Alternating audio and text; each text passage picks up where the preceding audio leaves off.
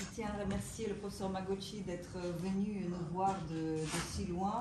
Le professeur Magocsi est un éminent historien ukrainien qui vient d'Amérique du Nord, donc il est originaire des États-Unis, mais depuis plusieurs années, il est à la tête de la chaire d'histoire ukrainienne à l'Université de Toronto.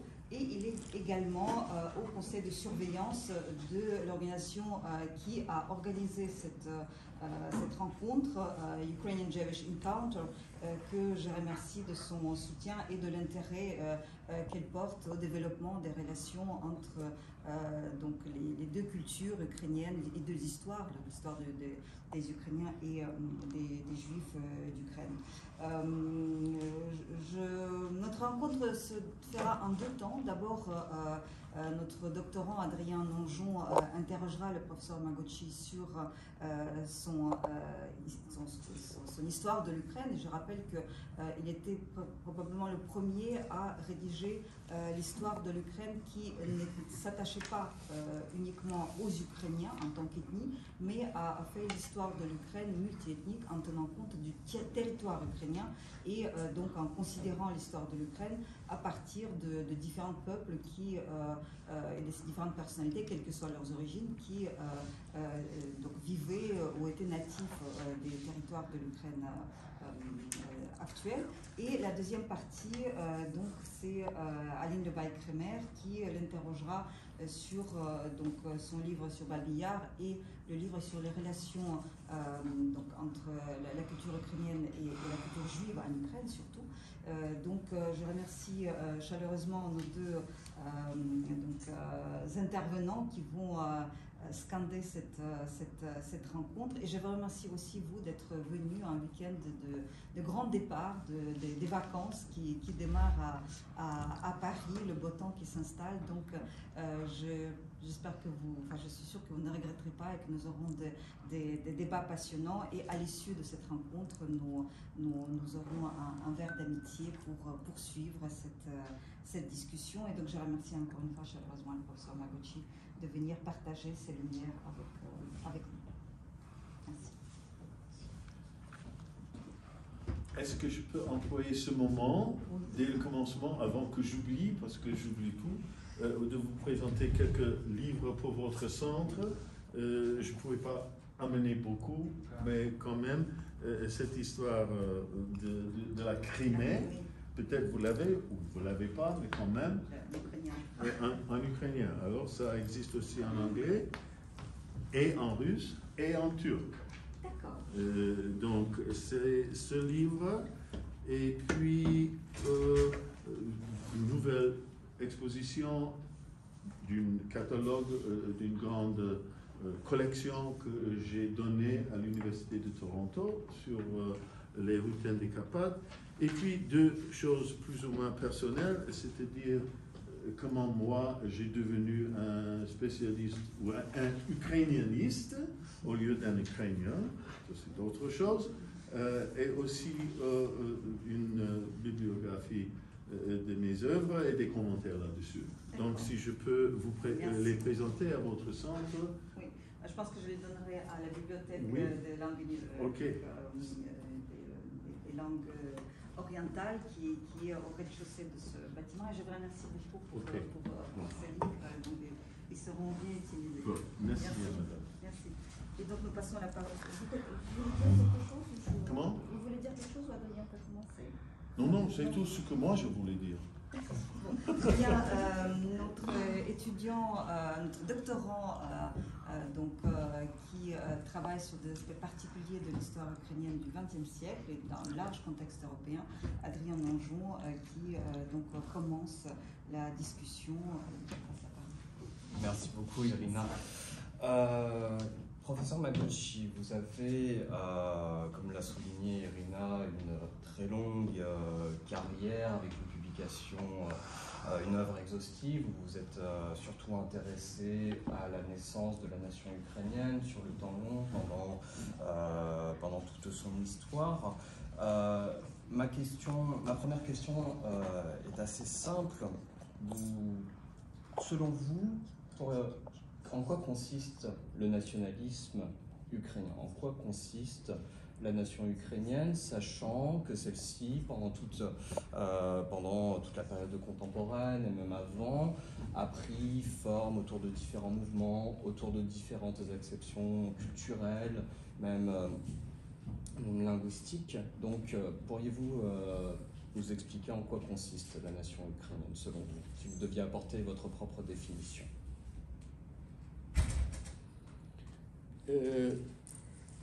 Peut-être je vais commencer de répondre à cette question dans cette manière.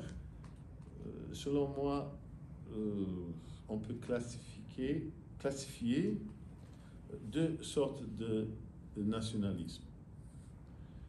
Nationalisme d'État et nationalisme qui sont formés par un groupe intellectuel, soi-disant intelligentsia.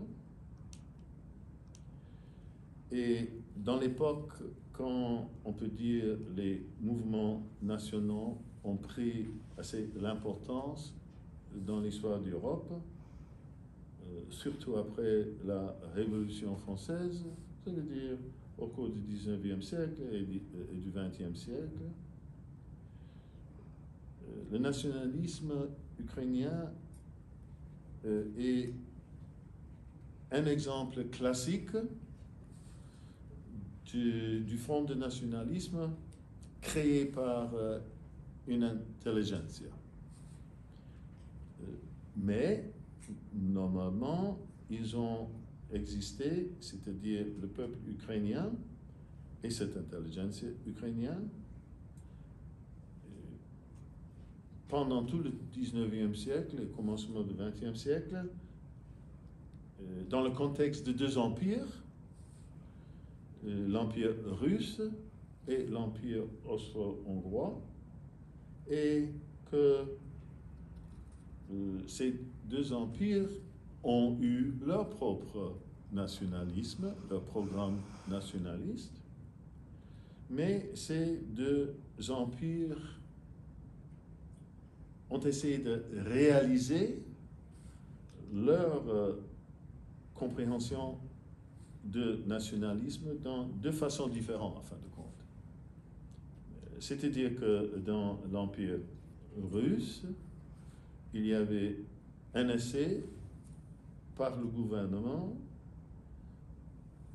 d'amalgamer au moins les trois peuples slaves orientaux, russes, biélorusses et petits russiens, comme on a dit dans le temps, ukrainien, et de former une nationalité de ces trois, sans distinction. Distinction existait du point de vue de langue, ainsi dire, mais du point de vue de nationalité et identité, ça c'était leur but. Dans l'Empire austro-hongrois, les Habsbourg ont accepté le fait qu'ils ont un empire constitué par un grand nombre de nationalités, aussi comme l'Empire russe, mais quand même qu'ils n'ont pas essayé de changer, influencer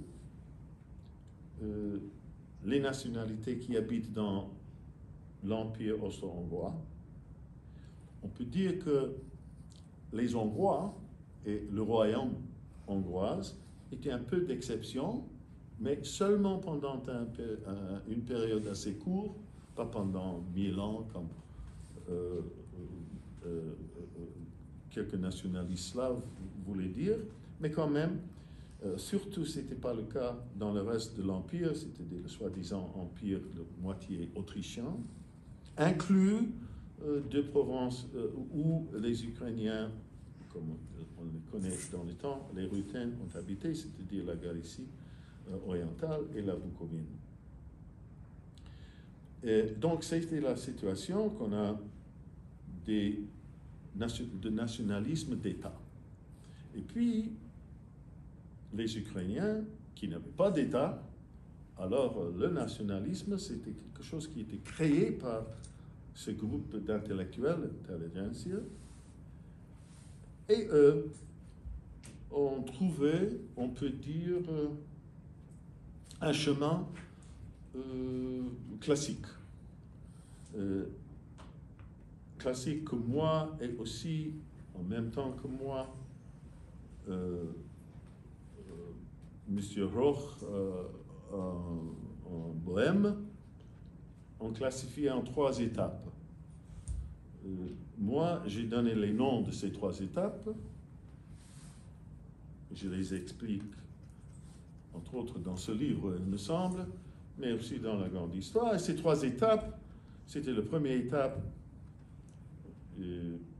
de cueillir l'héritage des peuples. Ça veut dire essayer de former la langue, définir la langue, fixer un standard, développer la littérature, ramasser les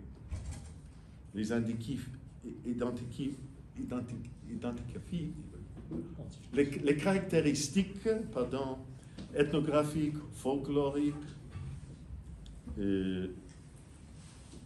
créer une tradition d'histoire, créer l'histoire. Et ça, ce sont des éléments de première étape. Puis la deuxième étape, pour former des organisations, soit librairie, soit centre culturel, soit musée, soit toutes sortes de publications, journaux, quotidiens,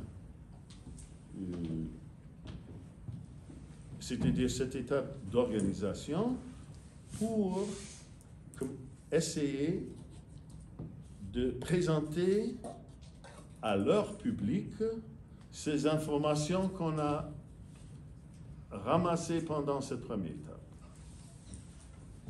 Et puis, la troisième étape, c'était l'activité politique. Si on a l'information, si on a eu un peu de succès de répandre cette information parmi leur public, et maintenant, si cette population est à peu près pour s'engager dans la politique. Naturellement, à tous les moments, pour avoir du succès, dans chaque étape, c'est le contexte des empires ou d'États où ils habitent. En général, on peut dire que dans l'Empire russe, pour plusieurs raisons, en général, les gens ne pensent pas ça, mais jusqu'au premier moitié du 19e siècle, le gouvernement tsariste russe avait une vue positive, et à fin de compte à aider les essais des Ukrainiens intellectuels pour former une identité petit russe, mais quand même, ils ont donné beaucoup d'argent pour, par exemple, le grand poète Shevchenko, il était employé du gouvernement russe pour ramasser des documents historiques, mais la position du gouvernement russe a commencé à changer dans les années 1840 et changé tout à fait après 48, ou disons dans les années 60 et dans les années 70 ou 70. 70, c'est mieux, c'est plus clair. Donc, ils n'ont pas toléré après ça. Tandis que dans l'Empire austro-hongrois. Ils étaient tolérants dès le commencement et surtout à aider le start, on peut dire, de ce mouvement à la fin du XVIIIe siècle sous le régime de Marie-Thérèse et Joseph II, et continuer pendant tout le XIXe siècle. Et c'est pour cette raison il y avait, à la fin du XIXe siècle, à l'arrivée du XXe siècle, une grande différence de statut de nationalisme ukrainien dans l'Empire russe, à l'un côté, et dans l'Empire autriche-hongroise à l'autre. Et tandis que cette troisième étape, il y avait très peu d'activités politiques dans l'Empire russe. Dans l'Empire austro-hongrois, très grande activité politique. Dans les décennies à la fin du XIXe siècle, commencement du XXe siècle, où ils avaient des partis politiques ukrainiens, il y avait des députés dans l'Assemblée Provence de Galicie, dans l'Assemblée impériale à Vienne, pardon, en français. Donc, c'est comme ça que j'allais répondre à votre question en gros à l'égard du développement du nationalisme ukrainien, au moins jusqu'au Première Guerre mondiale. Et justement, à cette époque-là, vous soulignez dans votre ouvrage The Roots of Ukrainian Nationalism, dans un chapitre dédié aux échanges intellectuels et politiques dans la Galicie, on perçoit au départ une forme de polarisation entre deux écoles. On a d'un côté ceux qui prônent un éveil national à travers la langue, l'autonomie des Ukrainiens donc au sein de l'Empire austro-hongrois, et de l'autre, on a quand même certaines personnes qui regardent en même temps du côté de la Russie dans une perspective panslaviste. Est-ce que vous pourriez revenir sur ce débat et expliquer en fait quelle a été la bascule entraînant finalement la fin de ce mouvement panslaviste au sein de l'Ukraine? Et la question que vous posez, il s'agit de Galicie ou il s'agit de l'Empire russe? Pas de l'Empire austro-hongrois. Oui, ok. Bon, ok. Donc, en général, dans chaque mouvement national, parmi n'importe quel, fin de compte, peuple, et les participants intellectuels, intelligentsia, a des idées différentes à l'égard de qui sommes-nous. En Galicie, on parle toujours, parce que je prends la Galicie orientale comme symbole pour tous les trois territoires où habitent les Ukrainiens ou les Rutènes en Autriche-Hongrois, en Autriche-Hongrie. Normalement, et assez souvent dans la littérature historique, on parle de deux orientations. Une orientation populiste ukrainienne et une orientation russophile. Mais en fin de compte, il y avait trois orientations en Galicie pendant le XIXe siècle. Et la première orientation s'appelait les vieux Rutènes, en fin de compte, Staro-Russini, les vieux Rutènes.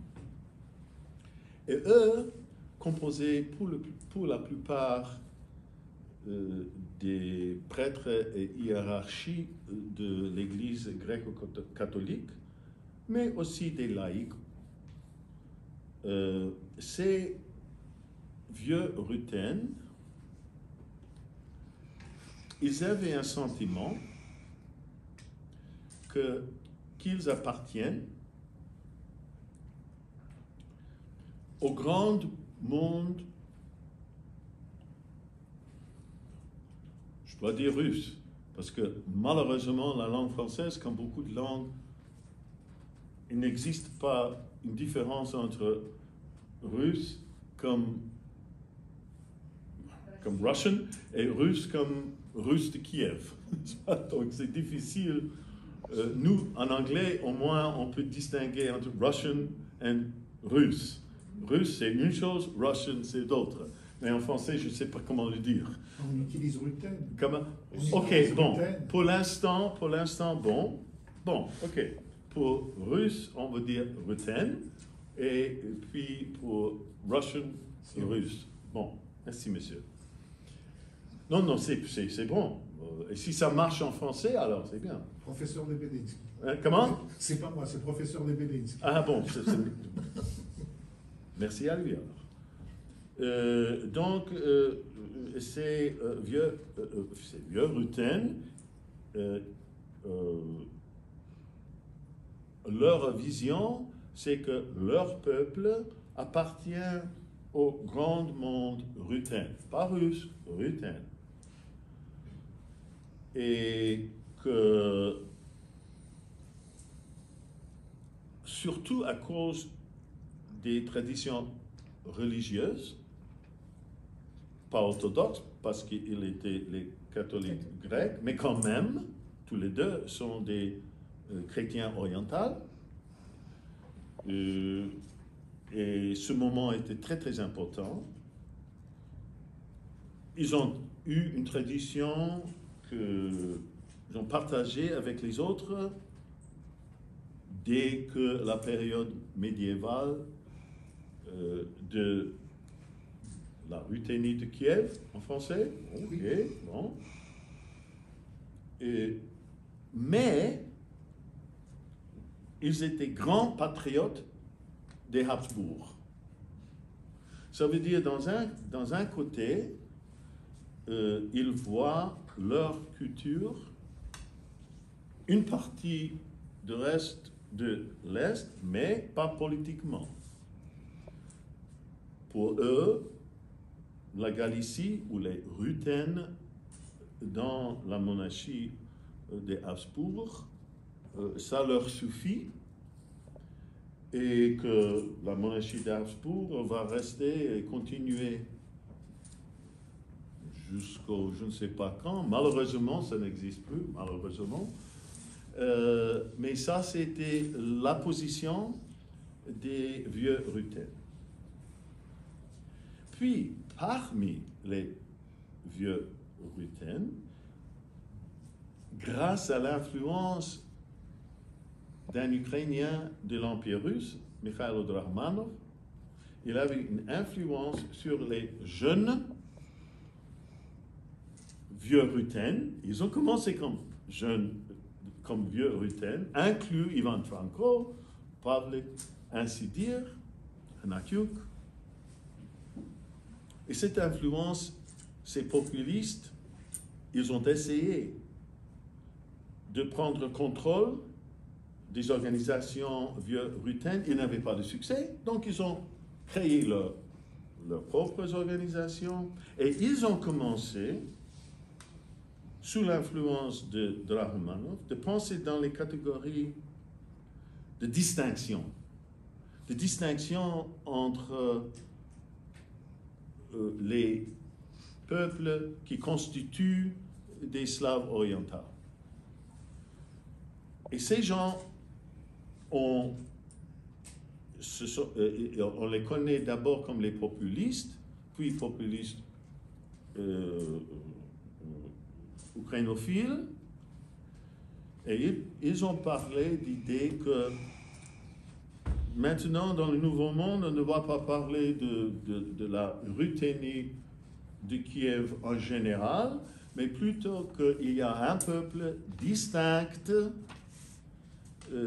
qui s'appelle Ruthène, après ukrainien, et ce peuple qui habite en Galicie orientale et en Bukovine fait partie encore de ce temps-là, 25 000 Rutène au sud de l'Empire russe. Ça veut dire, ils ont commencé à définir qu'est-ce que ça veut dire, où est le territoire rutène ukrainien. Et donc, c'était les ukrainophiles. Puis, surtout pendant les années 80, mais on peut voir ça un peu, aussi des vieux rutènes, une autre orientation. Une orientation qui a vu que c'est l'Empire russe et le tsar qui peut sauver ces Slaves orientaux qui habitent dans l'Empire autriche-hongroise. Et ces soi-disant maintenant russophiles, ils ont commencé aussi d'employer la langue russe, pas la langue parlée en Galicie, c'est-à-dire ukrainien. Et ils ont aussi commencé de mettre point d'importance sur de nouveau de la religion. C'est que la vraie religion qui représente les Slaves orientaux, c'est l'orthodoxie, et que gréco-catholicisme, c'est ni l'un ni l'autre, et c'est pas bon, c'est influencé par l'Occident,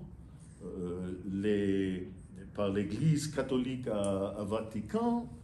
Donc, même quelques prêtres en Galicie, qui étaient gréco-catholiques, se sont devenus orthodoxes, et ils ont vu leur position et leur futur dans l'Empire russe.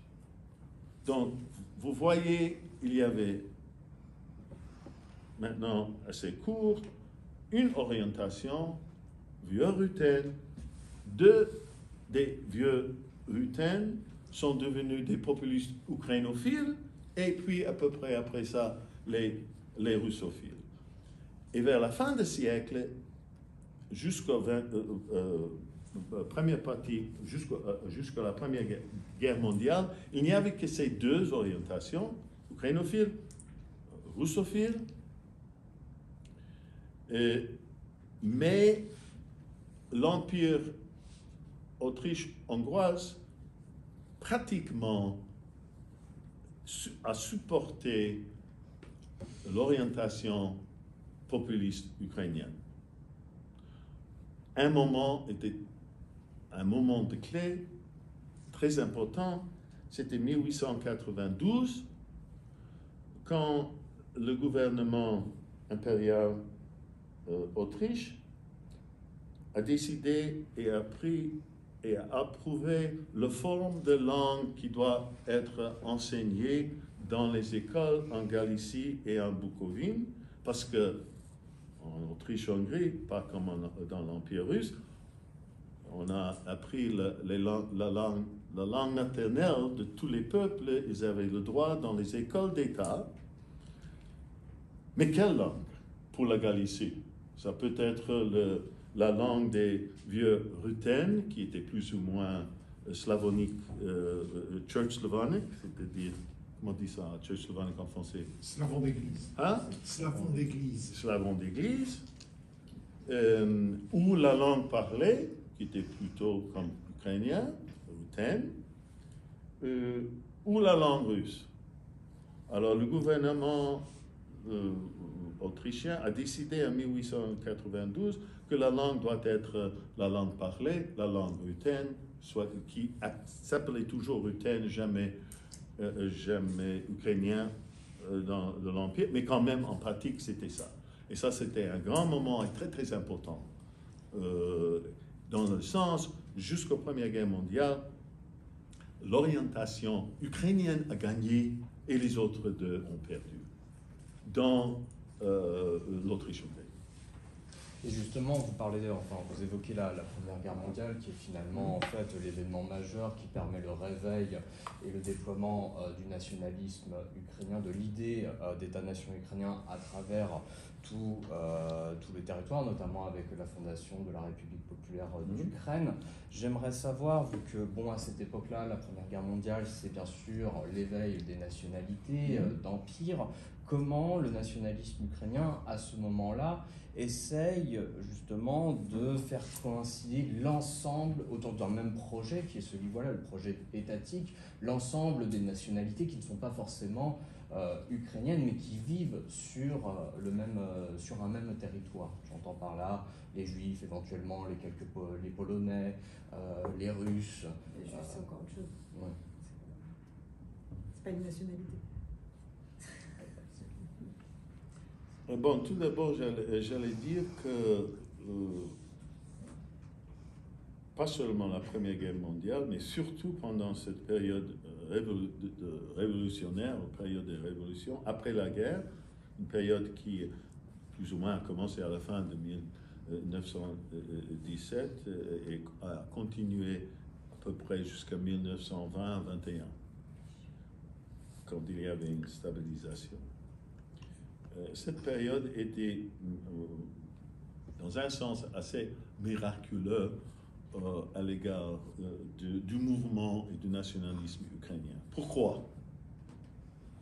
Si on prend d'autres exemples, comme l'exemple des Ukrainiens, mouvement national tchèque, mouvement national slovaque, croate, slovène, parmi les autres peuples slaves dans l'Empire autriche-hongroise. Eux, ils ont commencé ce processus de nationalisme, des mouvements nationaux, dès le commencement du XXe siècle. Pardon, 19e siècle. C'était un long processus. Les Ukrainiens, même, ils leur prenaient jusqu'à la fin du 19e siècle pour définir l'idée ukrainienne, même si pas toute la population, soi-disant ukrainienne, l'a accepté, ça prenait du temps. Mais puis vient la Première Guerre et la période révolutionnaire après la guerre. Pendant ces 5 ans, il y avait au moins 3 républiques différentes ukrainiennes. Naturellement, il y avait des autres mouvements. Il y avait des mouvements des Blancs russes, il y avait des mouvements des bolcheviks. Mais 3 républiques, ou États, dans le cas de Hetmanat de Skoropadsky, qui se sont déclarés comme ukrainiens. Mais la chose la plus importante, ils ont trouvé les gens qui ont entré dans leurs armées pour combattre pour l'idée ukrainienne. Au commencement du XXe siècle, on n'aurait jamais cru que ce mouvement et qu'on va trouver les gens qui sont, autant de gens, qui sont prêts pour donner leur vie pour une idée qui vient de former il n'y a pas longtemps. Par exemple, les Tchèques, ils avaient des légionnaires qui ont combattu pendant la guerre. Oui, mais ils ont commencé leur processus au commencement du 19e siècle. Dans ce sens, ces 5 ans étaient quelque chose d'exceptionnel pour les Ukrainiens. Et c'était vraiment là quand l'idée nationalisme, dans le sens d'un désir de créer un État, était née. Et pas seulement née, mais ils avaient des exemples. Des exemples de, comme vous avez dit, la République nationale ukrainienne, la République nationale ukrainienne occidentale en Galicie,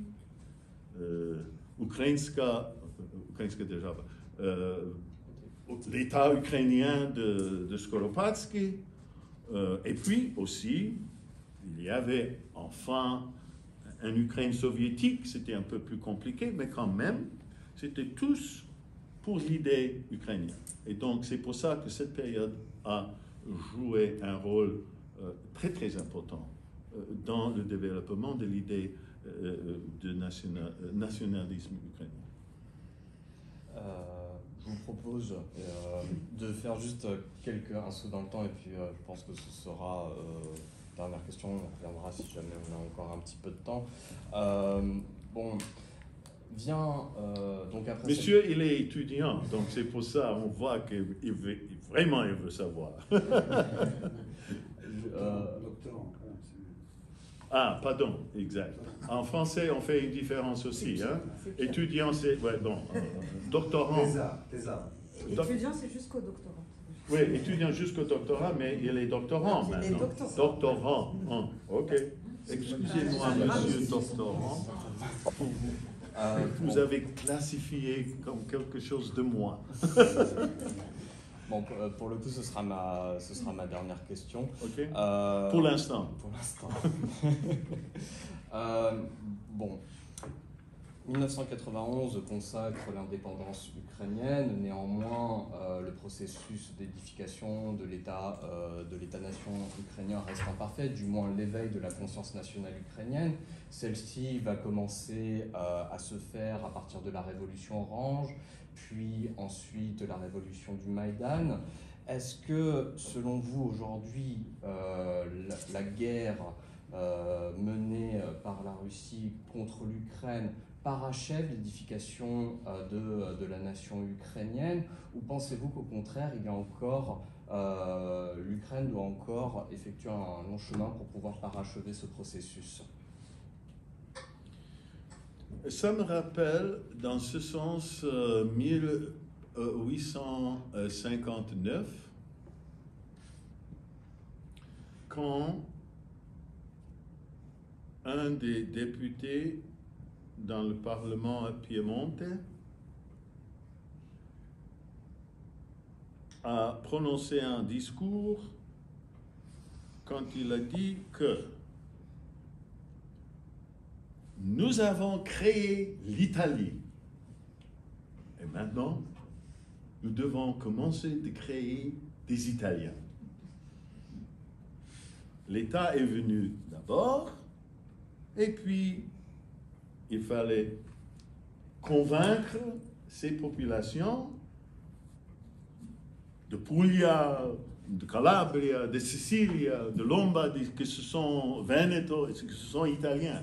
Parce qu'automatiquement, ce n'était pas comme ça, comme vous connaissez. Donc, dans ce sens, déclaration, et aussi, dans le temps, il y avait déjà quelques Italiens déjà formés. Mais la majorité de la population, non. Le régionalisme était le grand problème pour ceux qui voulaient créer une Italie.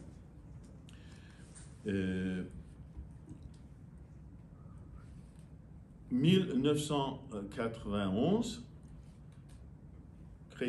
déclaration de l'indépendance ukrainienne.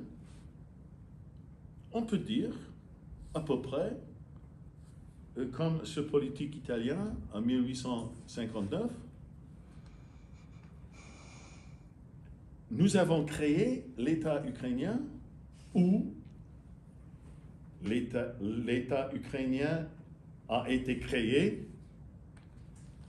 Maintenant, on l'a. Comment on a créé? Ça, c'est une autre question. Mais maintenant, on l'a. Et maintenant, il faut créer des Ukrainiens.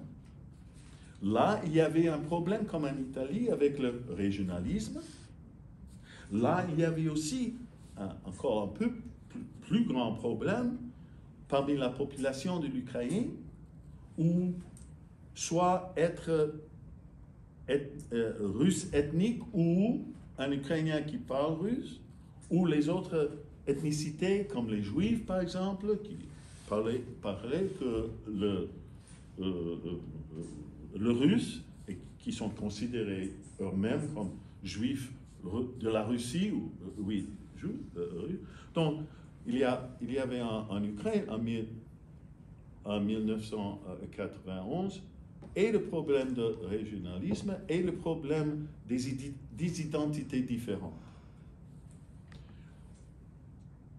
C'était un peu mieux comme en Italie qu'il y avait aussi un nombre de personnes de la population de toutes couches en Ukraine en 1991 qui avaient un sentiment tout à fait ukrainien. Assez souvent, on dit la majorité d'eux étaient dans l'ancienne Galicie, mais quand même, il y avait assez de ces gens. Mais a commencé le processus de convaincre et de créer de l'Ukraine une population qui se sent ukrainienne et qui est prête pour défendre leur pays et qui s'identifie tout de suite et tout d'abord. Processus assez long. Il y avait plusieurs étapes. Et une des grandes étapes était la révolution orange, on dit en français, de 2004. Ça a commencé, ce processus, puis, après le Maïdan, en 2014, où une bonne partie de la population d'Ukraine a vu que leur pays, et maintenant ils pensent dans ces catégories, leur pays, doit se défendre contre un ennemi qui a déjà envahi ce pays, et surtout de 2014 jusqu'à 2022, pendant cette période, qui a commencé vraiment un grand changement. Et surtout, parmi la jeune génération qui n'était pas née dans l'Union soviétique ou n'étaient que les enfants qui étaient déjà éduqués, formés dans un pays indépendant ukrainien. Et puis le comble de tout ça, c'était la deuxième étape de la guerre. Première étape en 14, deuxième étape en 22. Et maintenant ce processus où, moi, je dirais, est à peu près comblé. Ça ne veut dire pas qu'il n'y a pas encore, surtout pendant les vieilles générations, les gens qui sont encore, disons, des soviétiques, les sovoks, n'est-ce pas? Ça existe encore, mais moins en moins. Et c'est seulement une question de temps, quand ils ne seront plus avec nous, du point de vue normal, que ce changement sera tout à fait fait. Merci beaucoup. Je laisse donc la parole à notre modératrice pour donc les questions-réponses. Shabbat Shalom. Shabbat Shalom. Vendredi soir. Vendredi soir. Presque. Oui, mais le soleil, on ne peut pas voir maintenant si le oui, soleil... Oui, mais on est Ashkenaz, donc on a le droit de vendredi soir. À parler de vos deux livres, en tout cas ceux qui ont été présentés aujourd'hui, celui-ci sur Babillard et sur l'autre qui s'appelle Juifs et Ukrainiens, un millénaire de coexistence. Et je voulais commencer parce qu'en fait, on s'est rencontrés ce matin sur Radio J, donc radio juive de ce pays, où je pige régulièrement depuis longtemps. Et ce qui m'a saisi, c'est vraiment quand on évoque Babillard à la communauté juive en France, il y a une crispation à l'endroit des Ukrainiens. C'est-à-dire, la communauté juive s'angoisse à l'idée de vous interroger tout de suite sur qu'est-ce qui s'est passé,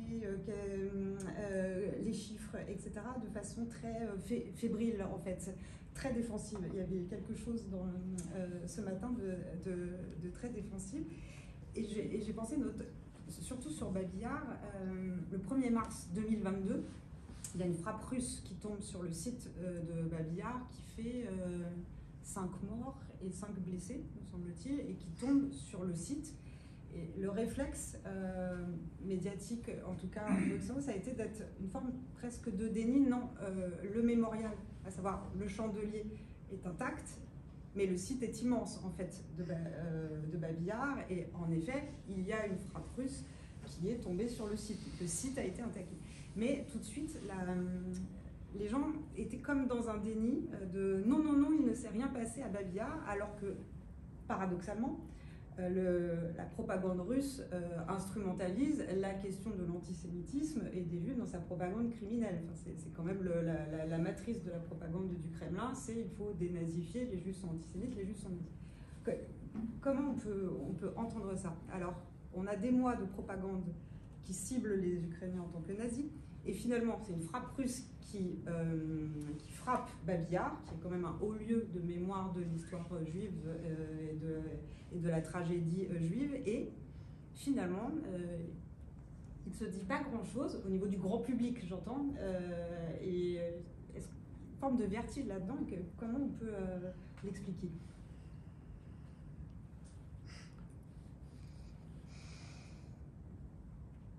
Comment on peut expliquer la propagande? La propagande et la propagande. Qu'est-ce qu'on peut dire?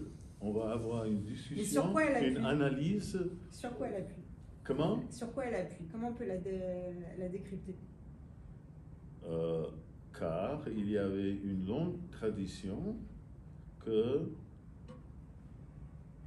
la Russie impériale, soviétique, fédérative, soi-disant, a eu toujours une opinion à l'égard des Ukrainiens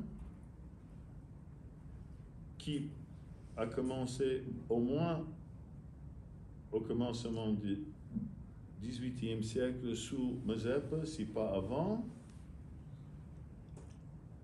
que ces gens et ce territoire doivent appartenir, parce qu'elle a appartenu toujours à Moscovie ou à la Russie, et ça doit de nouveau appartenir. Et n'importe quel mouvement qui ne supporte pas cette idée, soit parmi la population en Ukraine eux-mêmes ou par les autres pouvoirs, tout ça est terrible pour la Russie et doit être expliqué dans les termes aussi noirs que possible,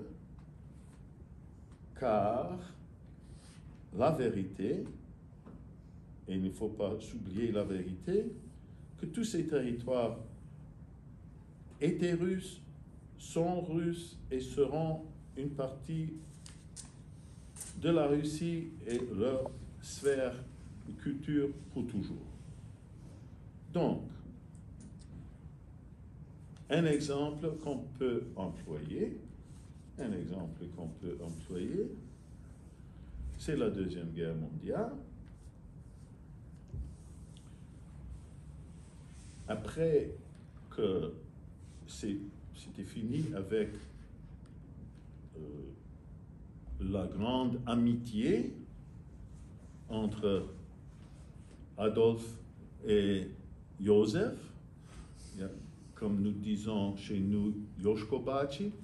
Ça, vous n'allez pas comprendre, mais vous étudiez les langues ici différentes. Vous comprenez Bači?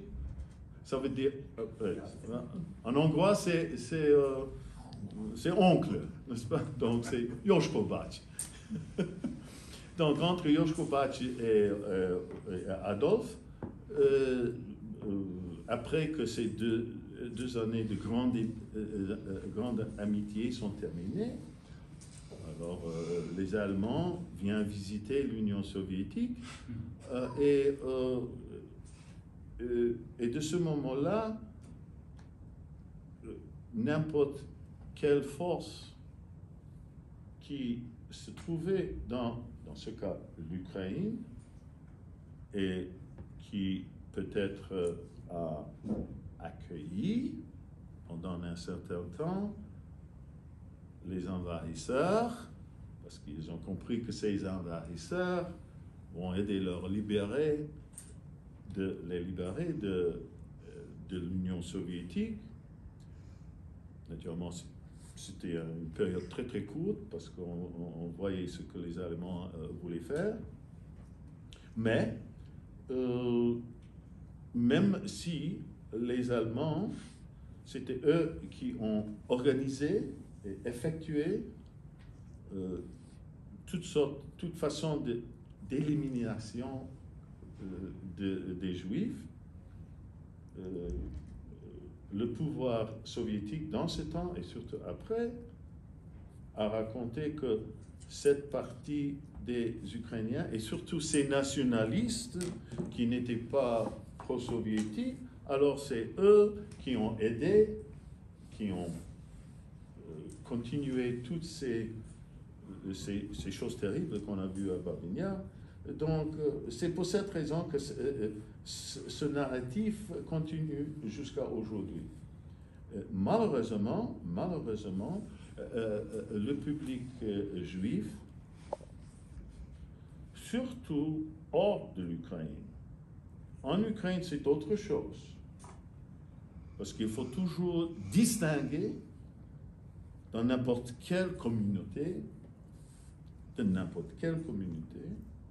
les peuples qui habitent toujours dans leur pays et eux qui ont parti et habitent dans le diaspora et leur connaissance de leur ancienne homeland et dès le moment qu'ils sont partis, s'ils sont partis dans 1914 ou 30, ainsi dire, leur développement s'arrête. Et donc pour la plupart, il y a peu de gens qui habitent dans le diaspora qui comprennent la situation, dans ce sens, en Ukraine. Pourquoi je dis ça? L'attitude des Juifs vis-à-vis l'État indépendant ukrainien en diaspora est presque tout à fait différent que l'attitude des Juifs en Ukraine. Il faut se rappeler qu'il y avait des représentants juifs qui est monté dans les plateformes pendant le Maïdan, supporter leur État. Il y a les Juifs qui tombent dans l'armée ukrainienne parce qu'ils sont en train de combattre pour leur État. Et aussi, comme tout le monde sait maintenant, il y a des chefs d'État qui combattent, juifs qui combattent pour leur État. Et la mémoire de Babinja, comme toutes sortes d'événements historiques, comme vous et tout le monde, je suppose, dans cette salle, c'est, mais pas nécessairement hors de cette salle, que rien est noir et blanc, que toute la vie et toute l'histoire est grise. Donc, il y a encore des gens qui pensent que cet endroit était un endroit où il n'y avait que les Juifs qui étaient tués et enterrés, qui n'était pas vrai. Les Juifs, oui, certainement. Mais, je ne sais pas, majorité, parce que les premiers 2 jours, ce n'était que les Juifs. Ça n'a pas majorité que des Juifs. Mais après septembre 41, jusqu'au camp de concentration. oui, jusqu'à la fin de la guerre, ils ont employé ce territoire pour tuer, pour enterrer. Par exemple, il y avait un grand cas de prisonniers de guerre qui sont morts il y avait des cas des autres juifs, des autres parties du pays, les Romains, quelques politiciens ou politiques ukrainiens qui étaient contre les soviétiques et contre les Allemands. C'est liquidé, ainsi dire. Mais parmi les Juifs, surtout dans la diaspora, inclus Israël, pensent que Babinja c'était seulement des Juifs, d'abord, et que pas seulement les Allemands, mais aussi une bonne partie de la population ukrainienne ou la population en Ukraine, leurs voisins, soit à aider ou soit n'ont rien fait. Donc, et ça, ce sont les bon, alors je vais dire stéréotypes pendant la majorité des Juifs dans la diaspora, et peu de Juifs dans la diaspora comprennent les Juifs en Ukraine aujourd'hui. Pourquoi, comment c'est possible qu'ils ne sont pas, ils n'ont pas les mêmes sentiments comme eux en diaspora? D'ailleurs, ce que vous dites, les Ukrainiens ordinaires ignorent beaucoup de choses sur les Juifs, et les Juifs ordinaires ignorent beaucoup de choses sur les Ukrainiens. Dites ça de nouveau. Et qui a dit? C'est moi qui ai dit? Ah bon, alors. Il faut le citer très clair pour que je me... Les Ukrainiens ordinaires, oui? entre guillemets, ignorent beaucoup de choses sur les Juifs, et les Juifs ordinaires ignorent beaucoup de choses sur les Ukrainiens. Je suis tout à fait d'accord avec ça. Absolument, c'est bien fait ça. Et il me semble que vous avez dit aussi qu'il n'y a pas d'Ukraine sans les Juifs, et il n'y a pas d'Israël sans l'Ukraine. Est-ce que nous avons dit ça? Dans une interview. Et je trouve ça très joli, et je voulais peut-être que vous développiez cette idée, parce que le tragique de cette histoire-là, c'est que est-ce qu'il n'y a pas eu des résonances sur la question de la liberté, de l'émancipation, de la quête d'émancipation, de la quête d'indépendance, de la question de la résilience? C'est quand même des mots entre les deux histoires qui sont de toute façon liées, mais est-ce que finalement on se dit en lisant beaucoup, oui, non, c'est pas un hasard que l'idée de l'État d'Israël, qui à la base est quand même l'idée de l'émancipation des Juifs après une tragédie, soit née à Odessa? Tout d'abord, tout court, je vais commencer de répondre à cette question dans la façon comme ça. C'est-à-dire que, comme j'ai dit ce matin, quand vous étiez présente, et comme on dit dans ce livre, Juifs et Ukrainiens, la présence juive sur le territoire d'Ukraine, selon leurs frontières aujourd'hui, ça veut dire leurs frontières aujourd'hui, je compte pas l'occupation, mais je compte les territoires sous l'occupation, mais l'Ukraine de 1991, on peut trouver les Juifs, les premières colonies juives, à peu près 1500 ans. Et surtout dans la Crimée et dans les côtes nord de la mer Noire. Les grandes vagues ou la grande immigration des Juifs n'a pas commencé jusqu'à fin de compte le 16e commencement du 17e siècle. Donc, disons soit 1500 ans ou 500 ans. Les périodes de conflit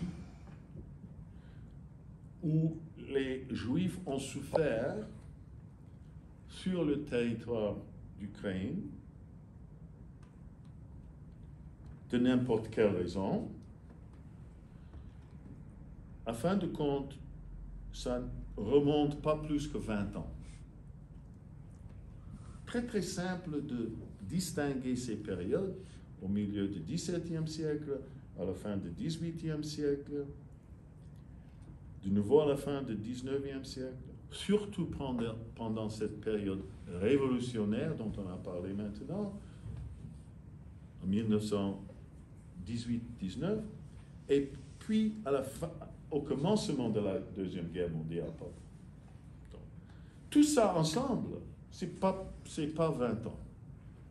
Donc la majorité des siècles et de temps, les Juifs sur le territoire d'Ukraine a cohabité comme voisins avec tous les autres peuples qui ont habité en Ukraine, inclus les Ukrainiens ethniques,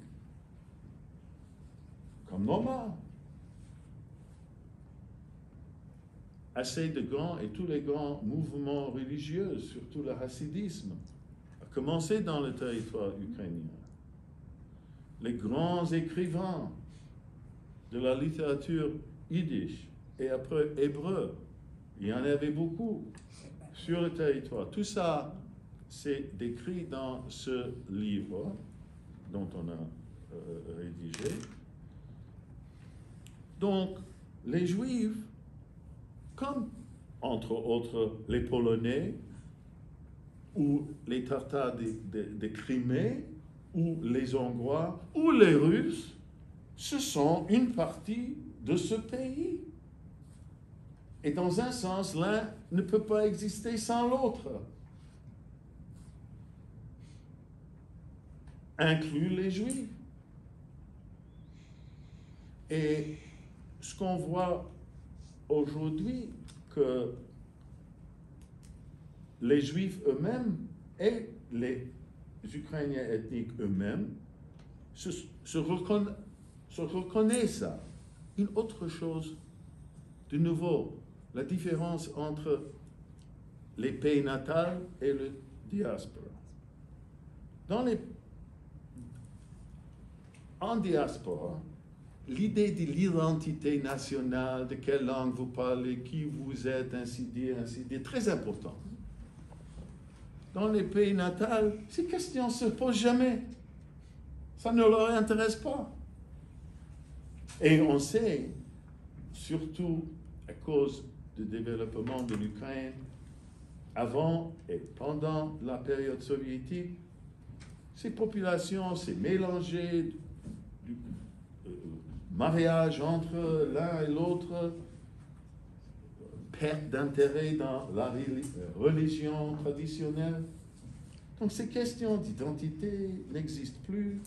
Ils sont tous des habitants de ce territoire qui s'appelle Ukraine.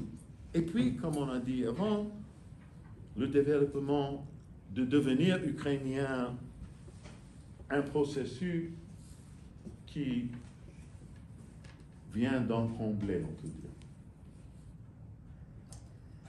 Est-ce que ce livre va être traduit en français? Est-ce que ce livre sera traduit? Est-ce qu'il y a une édition française de ce... Il n'y a pas une édition française de ça, il n'y a pas une tradition française de juifs et ukrainiens, il n'y a pas une édition française de mon grande histoire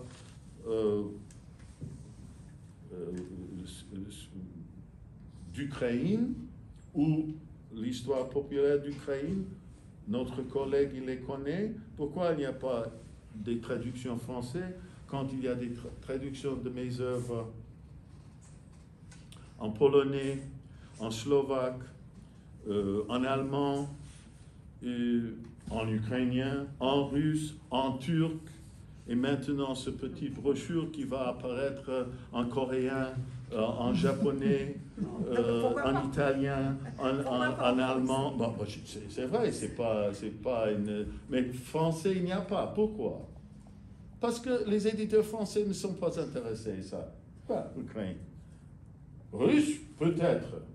On n'a pas trouvé des éditeurs. Malheureusement, je parle à personne ici. Bon, est-ce qu'il y a un éditeur ici d'une vraie édition de presse? Non. Donc, naturellement, il n'y aura pas des traditions françaises parce que les éditeurs, ils ont des idées fixes. Ils savent qui est intéressant, non intéressant.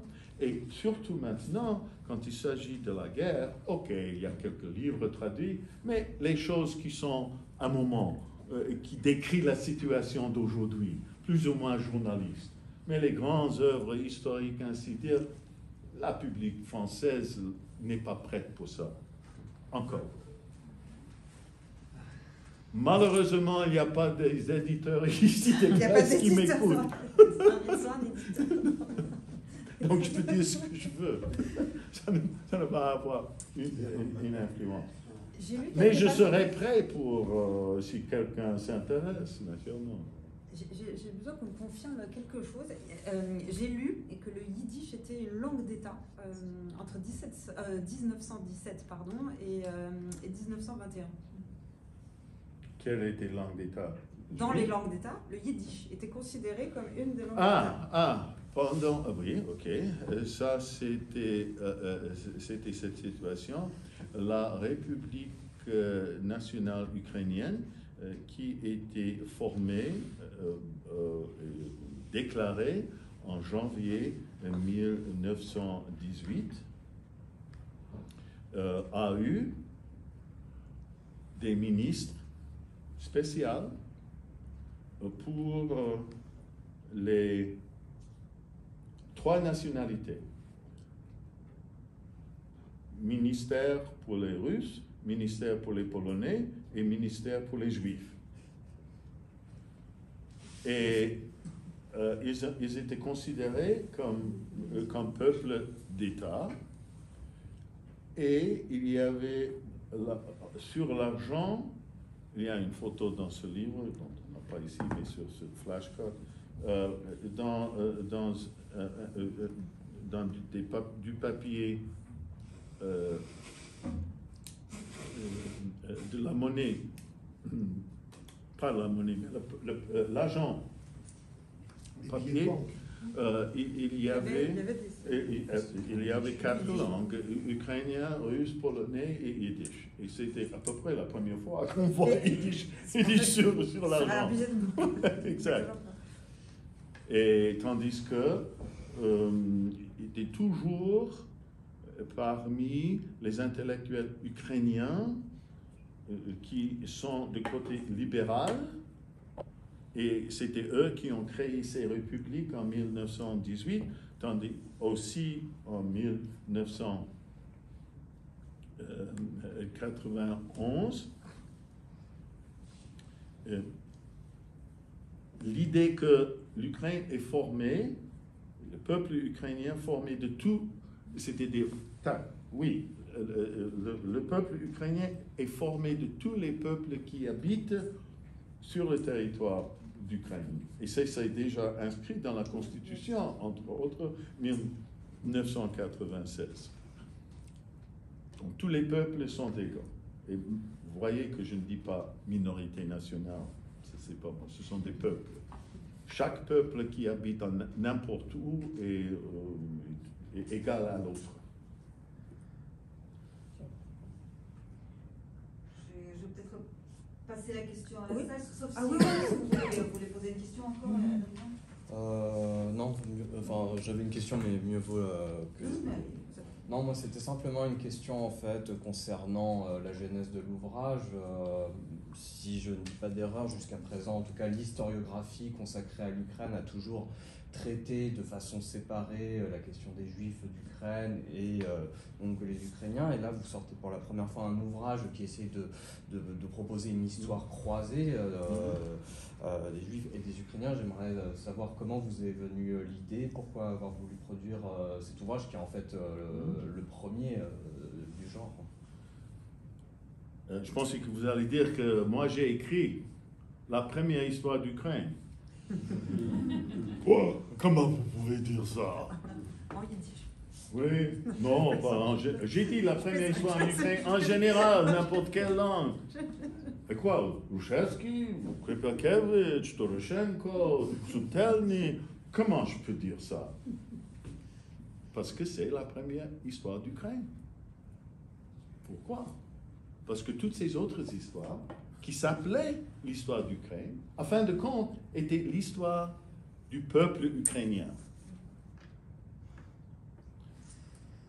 Naturellement, ils ont parlé des Russes, ou des Tatars de la Crimée, ou les Polonais, mais pas comme sujet d'intérêt, ce qu'ils ont fait sur l'Ukraine, mais seulement comme ennemis qui ont envahi l'Ukraine. Donc, ce sont deux choses différentes.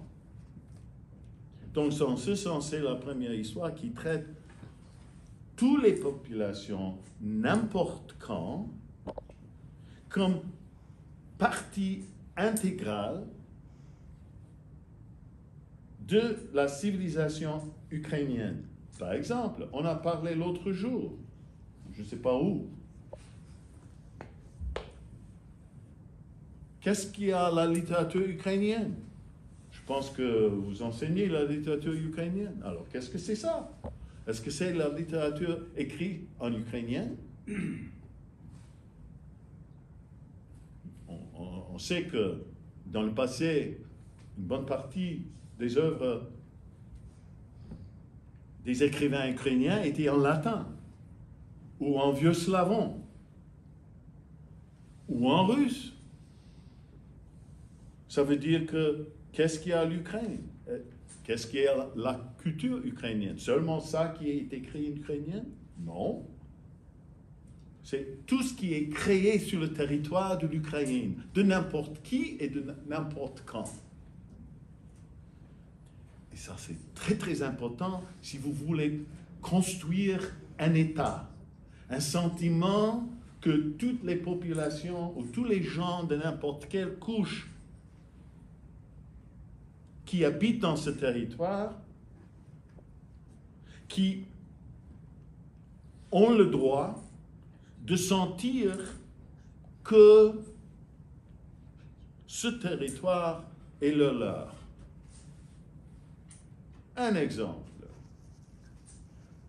On est dans le sud d'une région qui s'appelle Podolia. Là, il y a une population des Roumains.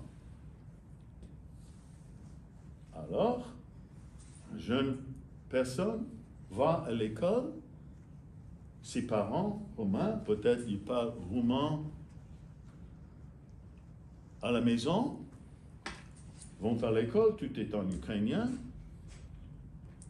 étudient car il faut l'histoire de l'Ukraine, et c'est le narratif classique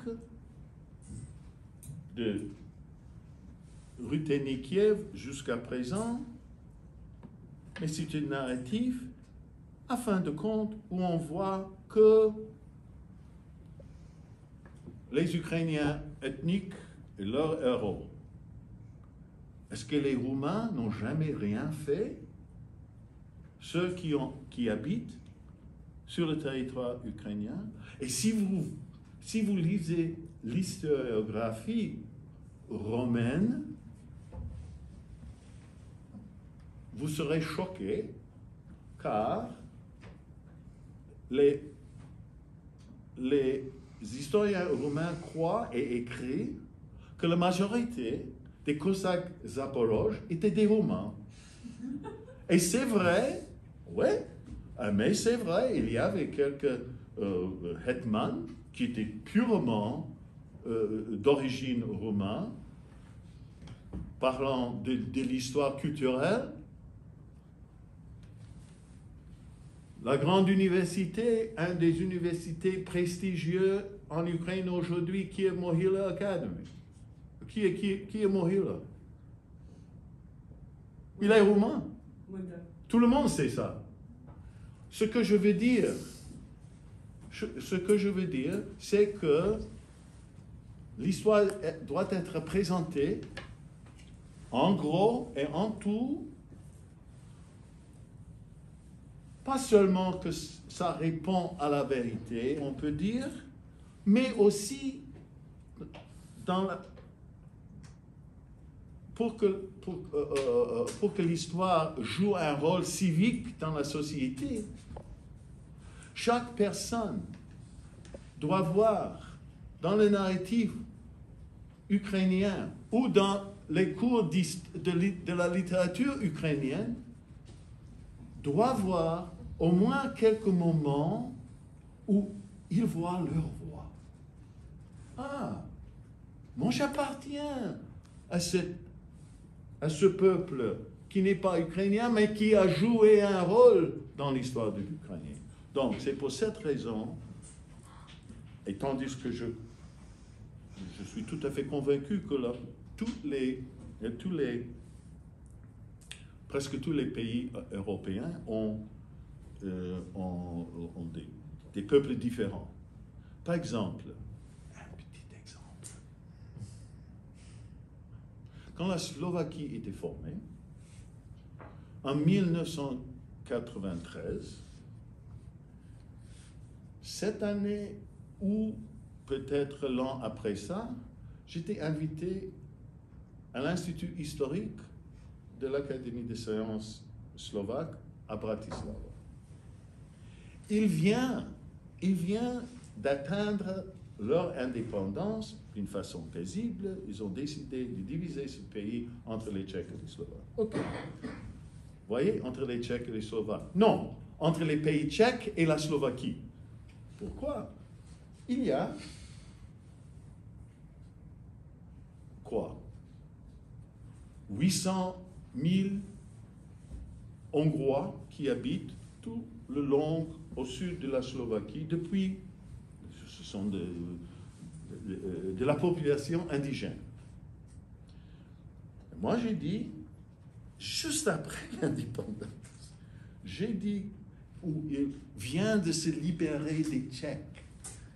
Et moi j'ai dit, vous savez, si vous voulez construire un État, et vous pensez que vous avez toujours ce problème avec les Hongrois, vous avez, selon moi, chaque citoyen en Slovaquie doit étudier et même avoir un cours au moins, pas seulement sur la langue slovaque, mais sur la langue hongroise. Et pas les Hongrois, mais les non-Hongrois. Ça devait être nécessaire. Pourquoi? Pour comprendre tous les peuples qui habitent dans un pays, pas seulement le peuple dominant. Et donc c'est la même chose en Ukraine. Est-ce que... Je veux remercier. Donc effectivement, peut-être on peut dire que l'Ukraine s'engage sur cette voie, parce que lorsqu'on regarde la composition de l'armée ukrainienne, lorsqu'on regarde comment les Ukrainiens se sont engagés à la défense de leur patrie, oui. on voit que cette création de l'identité ukrainienne civique absolument. Qui transcende oui. l'appartenance ethnique, absolument. etc., est déjà créée. Donc elle existait, et ce sentiment d'appartenance aux Ukrainiens est dépassé, l'Ukraine dépassait totalement l'appartenance nationale et linguistique, etc. Et pour la littérature, on cite toujours en France avec beaucoup de bonheur le cas d'Andrei Kourkov, qui est donc le plus grand écrivain ukrainien de langue russe et qui est un citoyen ukrainien à part entière qui défend l'Ukraine dans ses œuvres, dans ses interviews, etc. Je remercie beaucoup le professeur Magocci et puis nos deux intervenants. J'aurais peut-être la première question concernant l'évolution des études ukrainiennes à l'Université de Toronto, puisque vous êtes responsable des études ukrainiennes, de la chaire d'ukrainien à Toronto. Est-ce que vous avez l'impression que l'intérêt pour les études ukrainiennes au Canada a changé, a évolué depuis donc qu'il y a eu cette grande diaspora? Après des événements. La grande échelle. Est-ce qu'il y a eu des changements? Tout d'abord, il y a une grande différence entre les États-Unis et Canada. Il y a une tradition universitaire et même secondaire au Canada où on enseigne la langue ukrainienne, la littérature, surtout. Et cette tradition a commencé dans les années 20 et continué dans les années 30. Et a continué jusqu'à aujourd'hui. Aux États-Unis, juste le contraire. L'Ukraine et l'Ukrainien n'existaient pas. Comme moi, dans les années 60 et 70, j'étais à l'université, dans les années 60. On ne peut pas étudier à n'importe quelle université dans tous les États-Unis la langue ukrainienne. Nulle part. C'était seulement après la fondation du programme à Harvard en 1969-70 qu'a commencé des cours et des programmes, et même 3 chaires, langue, littérature et histoire, et puis un institut. C'était le commencement d'études ukrainiennes aux États-Unis. Au Canada, comme j'ai dit, c'était toujours le cas. Maintenant, si on parle de la situation depuis que moi, la première chaire ukrainienne au Canada, c'était la chaire que moi j'ai créée en 1980. Et l'intérêt, je dois dire, disons dans les années 80,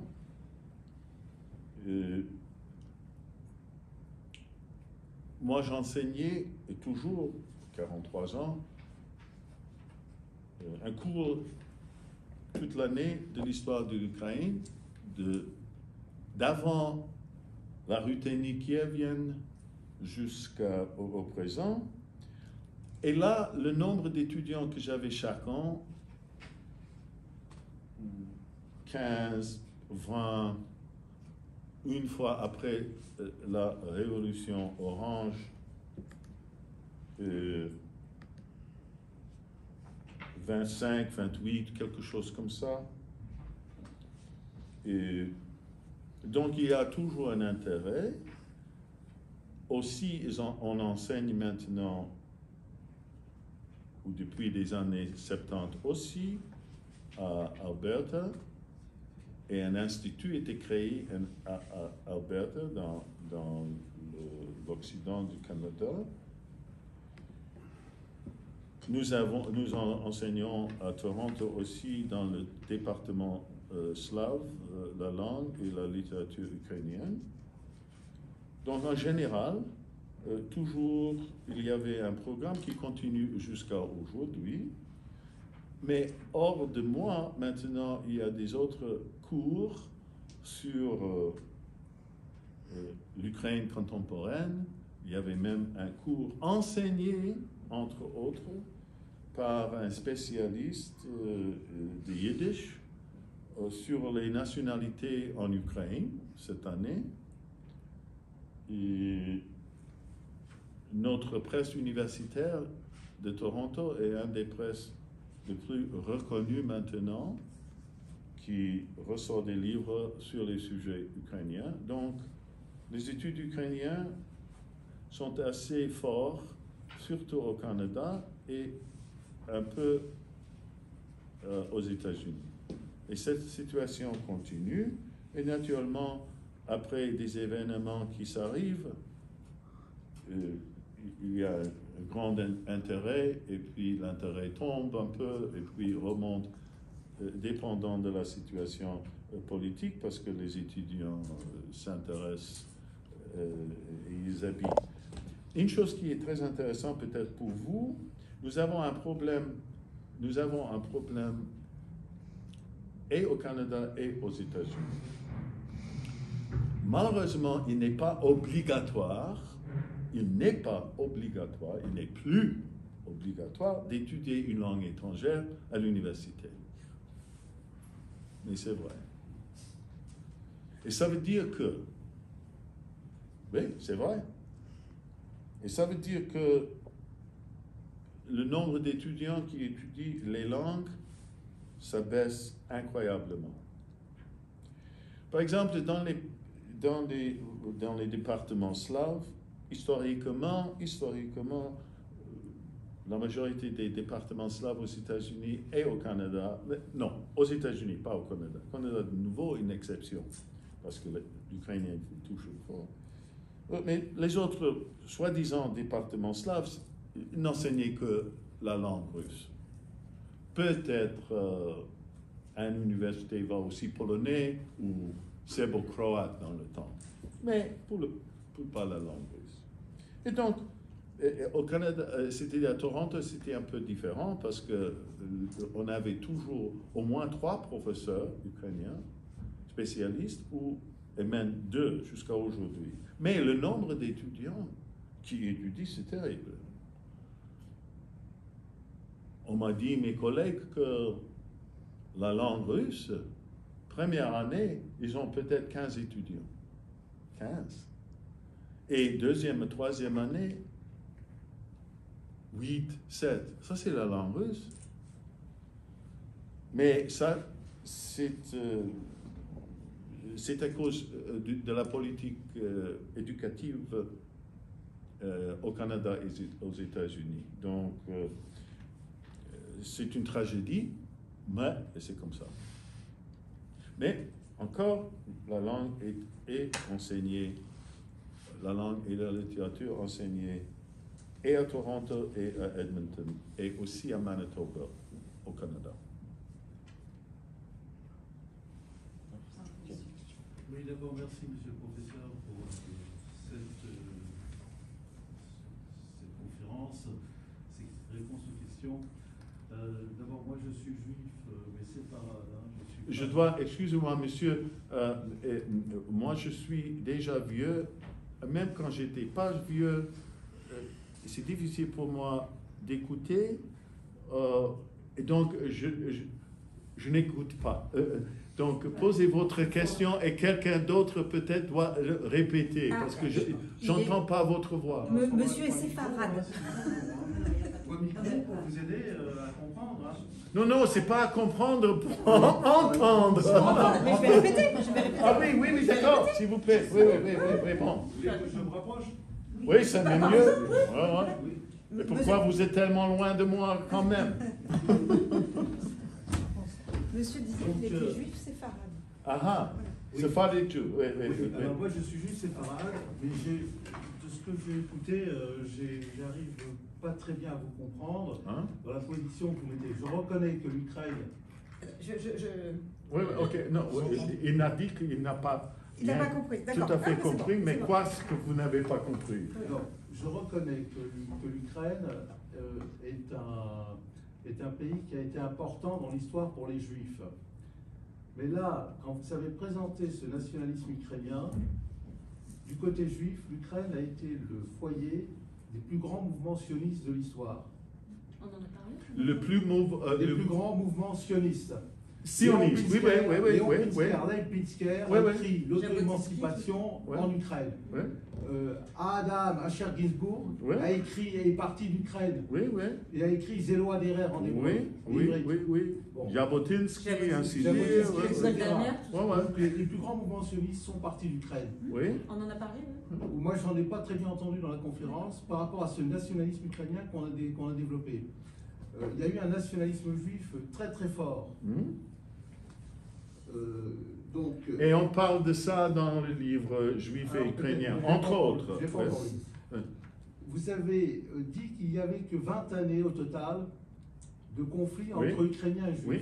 Mais si on prend les pogroms de Chelniki à la guerre de 30 ans, les pogroms cosaques antisémites, les pogroms d'Ukraine des années 1880 qu'a décrit Liliane Blum, qui ont abouti à la première alliance en Israël, parce que je reconnais comme vous qu'Israël actuel n'aurait pas pu exister sans cette Ukraine.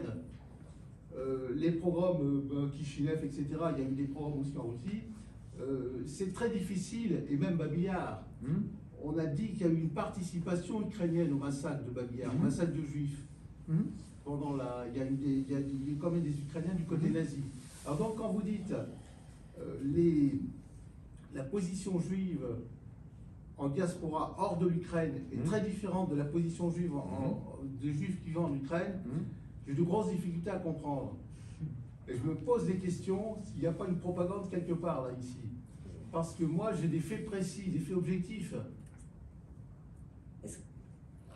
Je pense que je comprends tout à fait ce que vous Et voulez ce que dire, vous- c'est-à-dire que...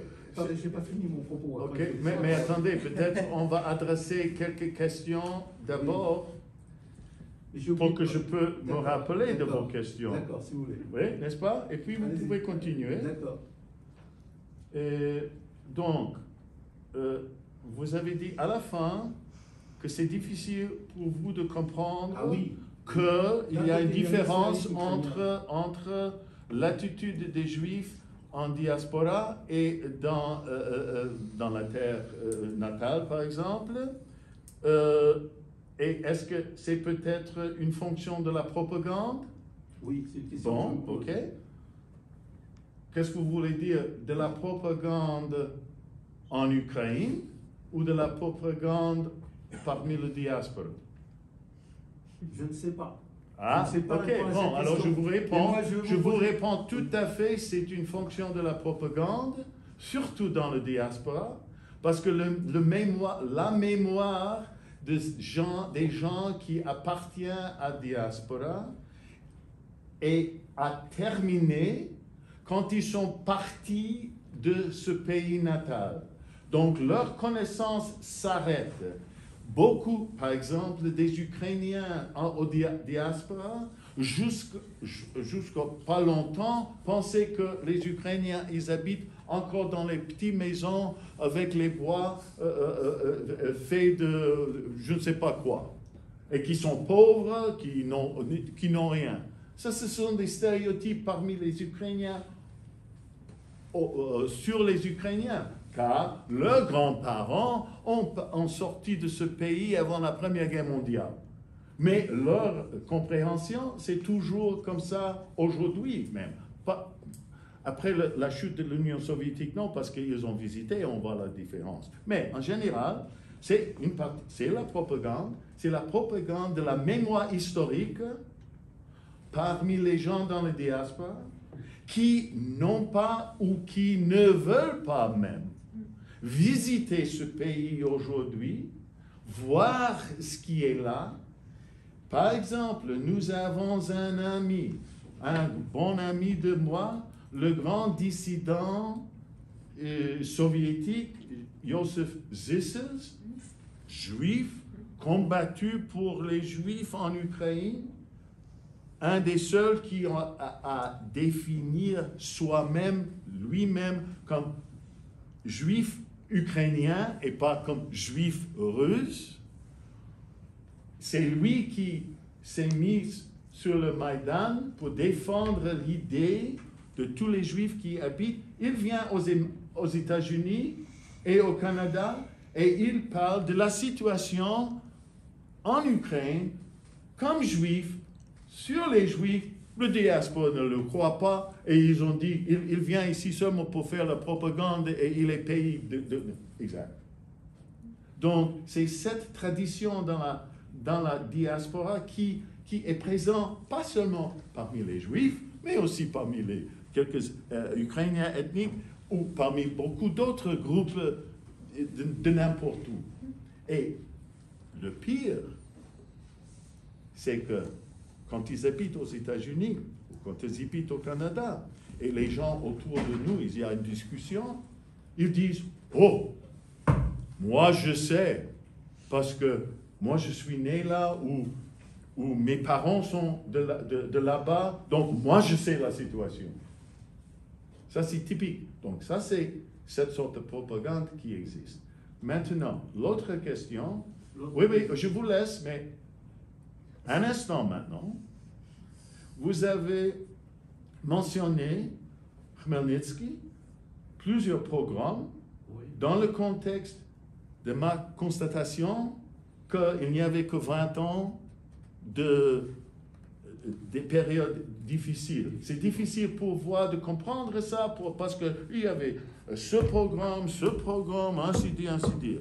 Je répète, 20 ans, pas plus. Je répète, 20 ans, pas plus. 1648-1649 pour la période Khmelnytsky. 2 ans. à la fin du XVIIIe siècle, le mouvement des Haïdemak, qui a encombré avec Ouman, qui est un des endroits de pèlerinage des Juifs jusqu'à aujourd'hui. C'était encore 1 an et demi. Puis, à la fin du XIXe siècle, si vous voulez entendre de soi-disant tous ces programmes qui sont arrivés, le premier programme qui est arrivé dans 1880, il y avait 2-3 personnes qui sont mortes. Puisqu'il y avait, puisqu'il y avait un autre programme vers la fin des 1980 années.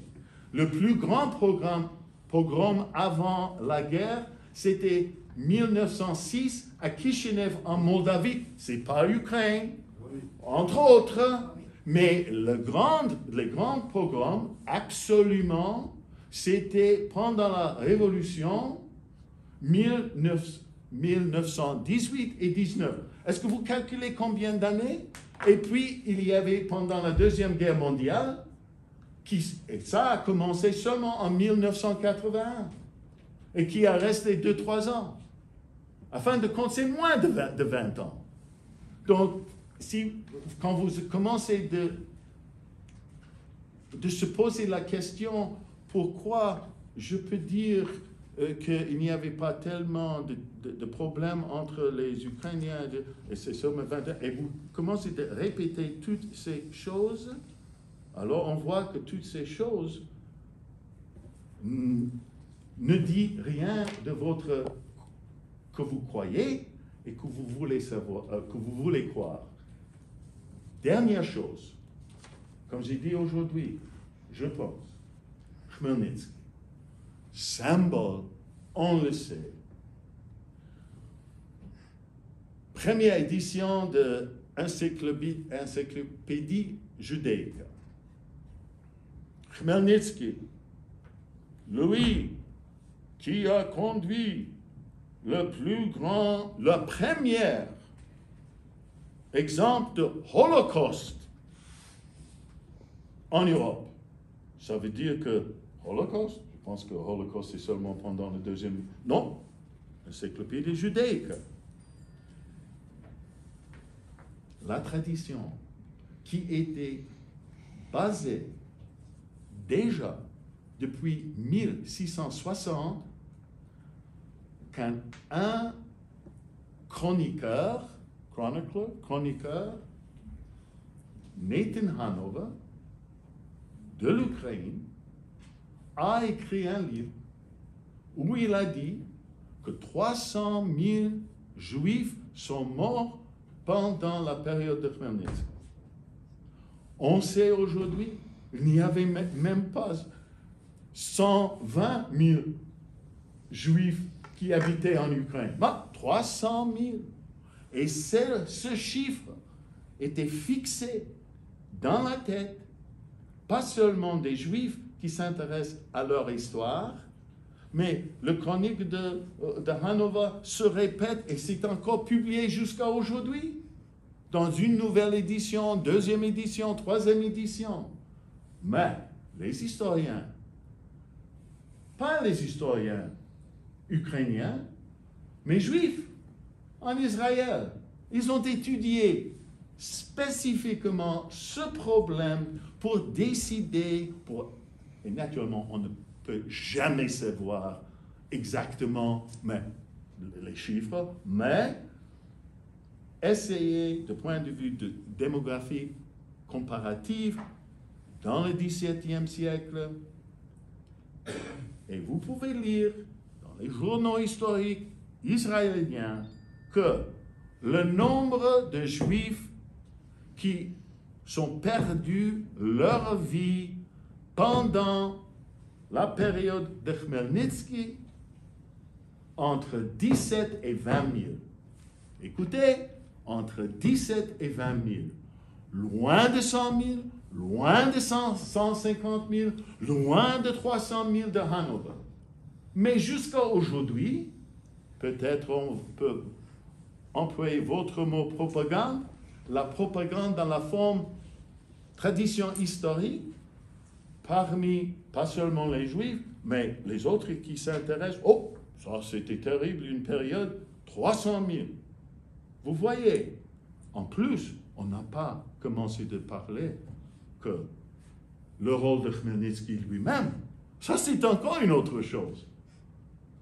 Imaginez-vous, qu'est-ce que vous pensez? Khmelnytsky, il est en train de combattre contre les Polonais et il prend un téléphone et il dit à ses troupes pour aller tuer les Juifs. Il n'avait aucun contrôle de ce qui est arrivé hors de ses armées. Donc, ça, maintenant, j'ai terminé. Et vous avez encore des questions? Avant de poser ma question, je voudrais quand même dire à la salle que moi je ne vous réponds pas pour ne pas polémiquer, parce que j'ai beaucoup d'arguments sur cette affaire. Les programmes de 1880 ont été assez puissants pour déclencher la première alia. Et les aliotes qui ont... Monsieur, quelle date? 81. Après l'assassinat du tsar, Liliane Blum a bien décrit. Après l'assassinat du tsar. Après l'assassinat du tsar. Oui, j'ai mentionné ça. On est bien. Bon, ça c'est peu importe. Moi, je n'ai pas lu votre livre. J'ai eu la malchance de ne pas venir à la conférence sans avoir lu votre livre. Ma seconde question. Je voudrais aussi dire que moi, je suis tout à fait contre le fait que les Juifs s'entretuent en combattant pour des armées étrangères. Parce que... excusez-moi, monsieur, vous êtes tout à fait contre quoi? Le fait que les Juifs s'entretuent en combattant pour des armées de deux pays différents. D'accord. Quelle est votre question? Alors là, ma question, je ne vais pas insister sur cette question-là. Moi, j'ai un grand-père qui était juif d'Algérie, qui a fait la guerre de 14-18 et qui est parti tuer des juifs allemands, et l'inverse, des juifs allemands ont tué des juifs français aussi en 14-18. Ça, ce qui n'est pas arrivé en 39-45 pour mon père, qui lui combattait les antisémites.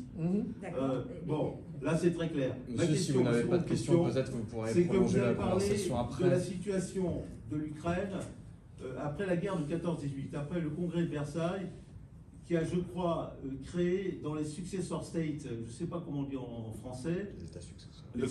Les successor states. Successor states. Ça a été une situation qui a donné l'autonomie et reconnu la minorité juive en tant que nationalité propre, que ce soit en Pologne, dans d'autres pays que l'Ukraine. C'est pas que l'Ukraine qui a fait ça. C'est ça ce que je veux dire pour les autres. L'Ukraine n'existait pas comme État, monsieur. Comment? L'Ukraine n'existait pas comme État. Est-ce que vous avez une question, monsieur? Est-ce que vous avez une question? Quelle est la question? Parce qu'après, on pourra discuter individuellement. Est-ce qu'il y a une question? Je veux soutenir s'il n'y a pas une omission là ici dans ce que vous dites. Quelle omission, monsieur? L'omission, c'est de dire qu'en fait, quand on crée une minorité juive en Europe après la guerre de 14-18, on crée une autonomie juive. Parce que moi, je suis juive ashkénaze. Oui. Et dans d'autres pays que l'Ukraine, ça a été décidé par le congrès de Versailles en 19. Ça n'a pas été une sorte de bienfaillance de l'Ukraine vis-à-vis de ses juifs. Ça s'est passé aussi bien enOlogne, ça s'est passé dans d'autres pays d'Europe de l'Est. C'est ça ce que je veux dire, ma question. Quelle est votre question, monsieur? Il n'y avait pas d'État ukrainien à l'époque. Oui, il n'y avait peut-être pas d'État ukrainien, mais il y avait... Est-ce qu'on peut... Est-ce que c'est le temps pour d'autres questions? Il y avait Zoriana qui... Il y a Zoriana d'abord, il y a Zoriana et puis ensuite... J'essaie de traduire la question. Monsieur le professeur Magocci a parlé de la reconnaissance du yiddish comme langue nationale de l'Ukraine dans l'État qui a existé quelques années entre 1917 et 1921. Si j'ai bien compris la question de monsieur, elle consiste à dire que ce n'est pas particulier à l'Ukraine, puisque les autres États créés à peu près au même moment après la Première Guerre mondiale ont, d'après la question posée, reconnu des statuts équivalents à la langue yiddish ou à la minorité juive, à ce qui a été reconnu en Ukraine. Donc si j'ai bien compris la question de monsieur, mais du coup, c'est quoi la question porte sur le caractère exceptionnel de cette reconnaissance du yiddish en Ukraine en 1917. Est-ce que j'ai bien compris? Non, mais, voilà. Mais à quel moment on n'a pas parlé du caractère exceptionnel? On a parlé de... On a constaté le fait. On a constaté le fait. Et on a... Je ne fais que traduire la question. Oui, d'accord. Oui, mais ça a eu lieu dans tous les pays d'Europe de l'Est. Et les pays qui ont été issus de la dislocation de l'Empire austro-hongrois aussi. Bon. Ça s'est passé aussi bien. Donc, ce que je veux dire, ça n'a rien d'exceptionnel, comme a dit monsieur. Non, moi j'en ai dit, j'ai juste traduit ce que vous disiez. Bon. Est-ce qu'on va poser la question de Zoriana, s'il vous plaît, la question. On parlait de l'influence de la propagande et des falsifications de l'histoire. Je voudrais également pointer le problème en France, notamment sur le cas de Simone Petlura, qui est le plus grand pogromiste que la Terre n'ait jamais connu, et assassiné sauvagement dans la rue par un agent de la GPU, Samuel Schwarzbard. Et donc il y a eu un procès qui est finalement devenu le procès contre la victime, Simone Petlura. Et à l'issue de ce procès a été créée l'ANICRA, la Ligue internationale contre l'antisémitisme, à l'époque la LICA. Ma question est, de quelle manière peut-on restaurer la justice et la vérité sur ce cas? Sur le cas d'assassinat de Petlura? Sur le cas de l'assassinat de Petlura et de sa réputation de pogromiste. Commis des pogroms. Ah, comment? Sur le fait que lorsqu'il dirigeait la République populaire des Oui, Pogroms, alors tout ce problème est aussi... tout d'abord, je dois avouer une chose, je suis en train de travailler sur une biographie de Petlura. Et ma collègue à l'université, qui est spécialiste des Juifs, histoire des Juifs à Vichy, pendant la guerre à Vichy, Michael Maris, avec Robert Paxton, peut-être vous connaissez cette littérature, il a même étudié et a créé un petit livre sur le procès où Schwarzbard était défendu et trouvé innocent. Mais ça, c'est une question de la justice française. C'est certain que il est encore nécessaire d'étudier ces 2 années, 18 et 19. Ça ne veut dire pas que ce n'était pas étudié jusqu'à aujourd'hui. Tcherekov, parmi la littérature juive, a fait déjà tout de suite 21, par exemple. Donc il y a une littérature, mais cette question est toujours ouverte quand il s'agit de la responsabilité d'un leader de n'importe quel pays,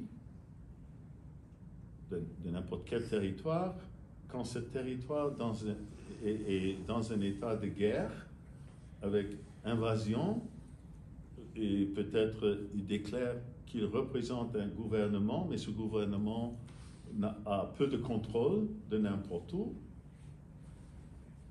Et c'est le cas avec Khmelnytsky et c'est le cas avec Petlura.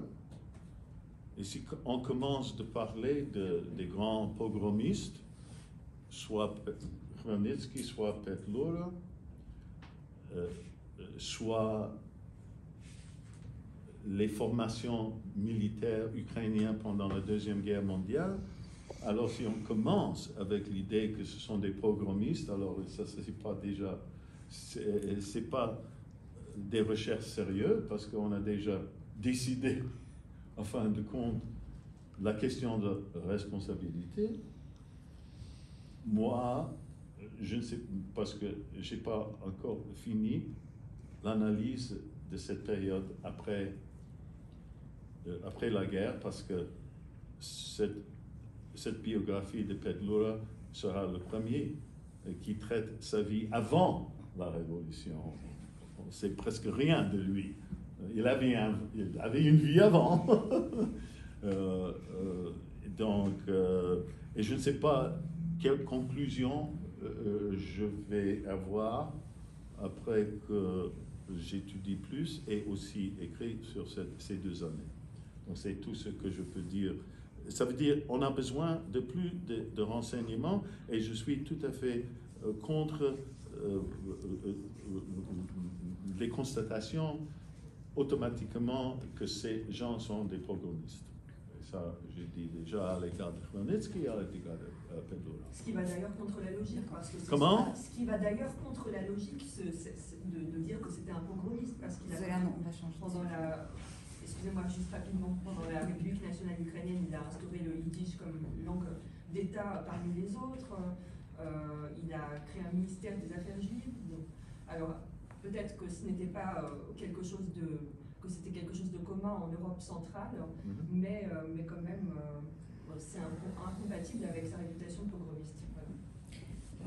Juste, bon, en tant qu'historien aussi, je voudrais saluer, je pas eu le plaisir de vous connaître, professeur Magoshi, mais je pense que tout le monde sera d'accord que la grande mérite des travaux du professeur Magoshi, c'est justement cette approche intégrée dans l'histoire du pays, les apports de toutes les populations qui habitaient sur le territoire, c'est très juste et c'est très moderne. Parce que ça veut dire quoi? Qu'on essaie de réconcilier les peuples. Parce que si vous prenez polonais et ukrainien, moi je suis né à la frontière polonais-ukrainien, vous pouvez trouver 1000 exemples et contre-exemples pour la lutte entre les Polonais et les Ukrainiens. La même chose entre les Juifs et les Ukrainiens. Ça dépend de quel côté vous vous placez. Après, vous pouvez avoir votre approche et dire que... mais après, c'est la question de la réconciliation. Effectivement, il faut que de deux côtés, il y ait la réconciliation. Parce que après, il y a aussi, pour se poser la question, les Ukrainiens, vous dire, il y a des citoyens ukrainiens qui disent, mais écoutez, nous, on était opprimés pendant toute l'histoire. On n'a jamais eu notre État. On n'a jamais eu notre espace culturel, on a été russifiés, polonisés, battus par tout le monde, abusés, c'est comme les Serbes complexes qu'on est le peuple qui a le plus souffert dans l'histoire de tous les temps, parmi tous les autres peuples. Vous pouvez avoir des approches différentes.